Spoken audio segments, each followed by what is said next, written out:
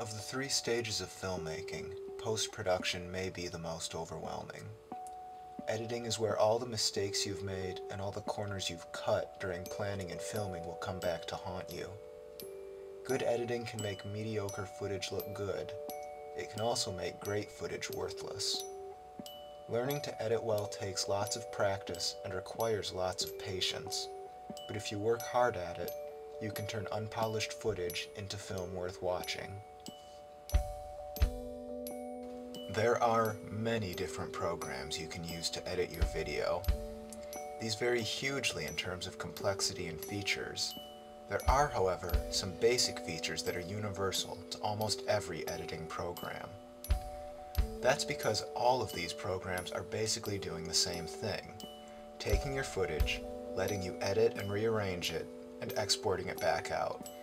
You might use slightly different tools in each program, but the procedure remains the same. Every editing program should have the following components. A bin. This is where your imported footage is stored. All your clips start out here. A timeline. This is where your movie is actually assembled. Clips from your bin are dragged here, where they can be rearranged and edited. As a general rule, video appears on the top of the timeline and audio appears underneath. Finally, the viewer or preview window. This is where you can watch the footage you're editing. The editor you're using probably has some other features as well. A text or title editor, video effects and filters, and some transitions. But most of what you'll be doing when you edit is choosing clips from the bin, editing them in the timeline, and watching them in the viewer. Those are the basics.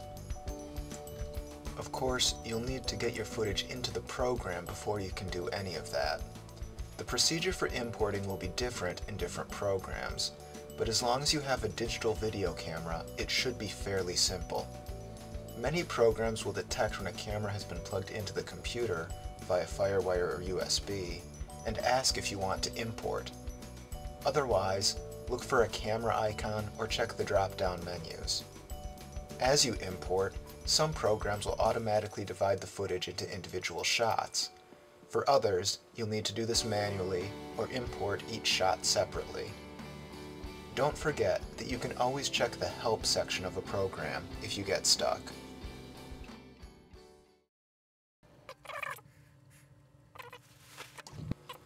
This is raw footage from a short film called Friday the 13th, 1989.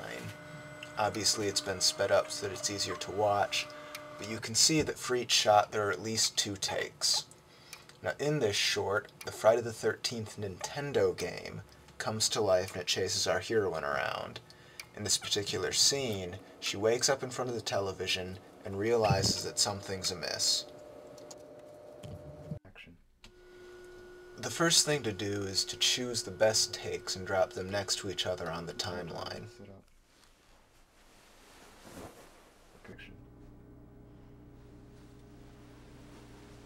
Each of these shots illustrates the same actions, that is, standing up and turning off the TV. Now these actions could be handled with a single shot, like this one, but by cutting around, the scene becomes more dynamic and interesting.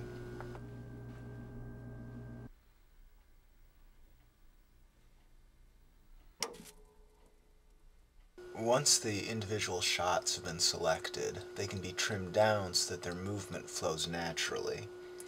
If we cut this first shot here, while the heroine is in the act of standing, the next shot should start here, in roughly the same position.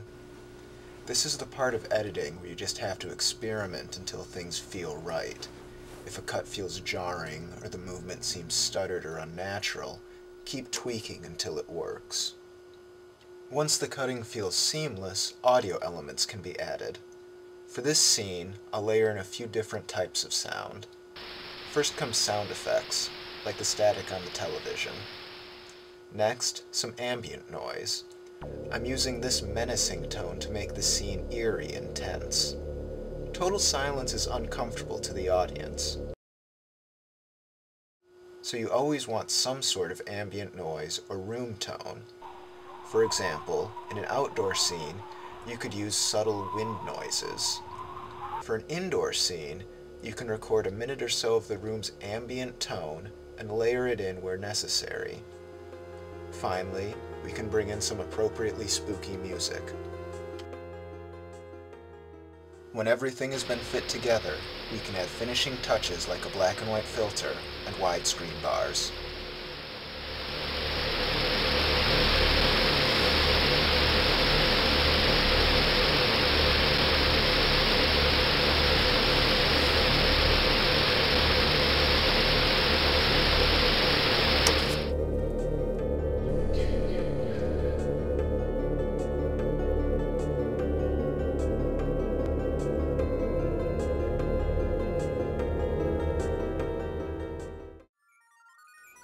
This is a short film called Gramps' Big Day.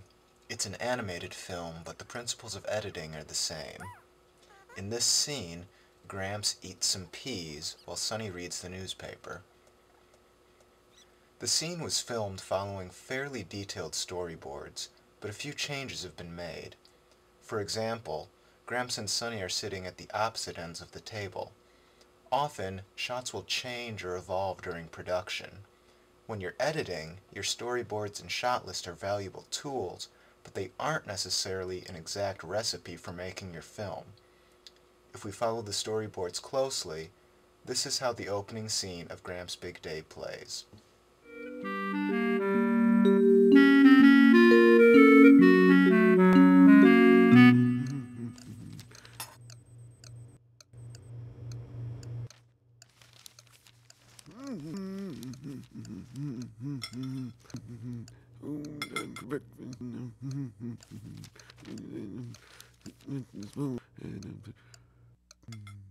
Peace. That's not too bad, but it feels a little rushed and abrupt.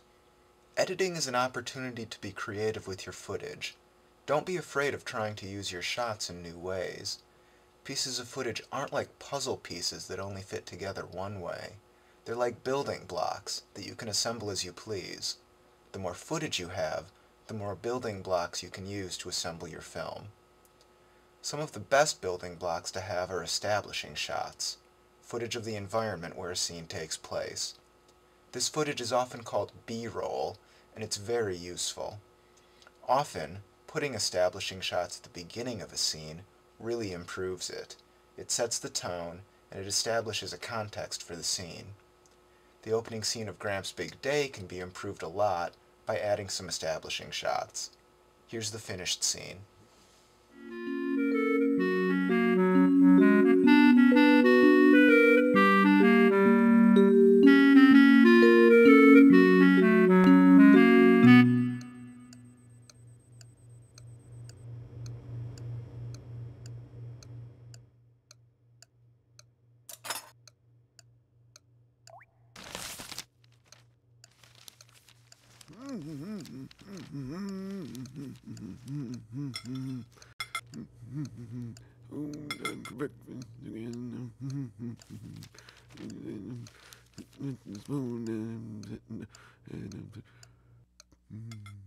Peace.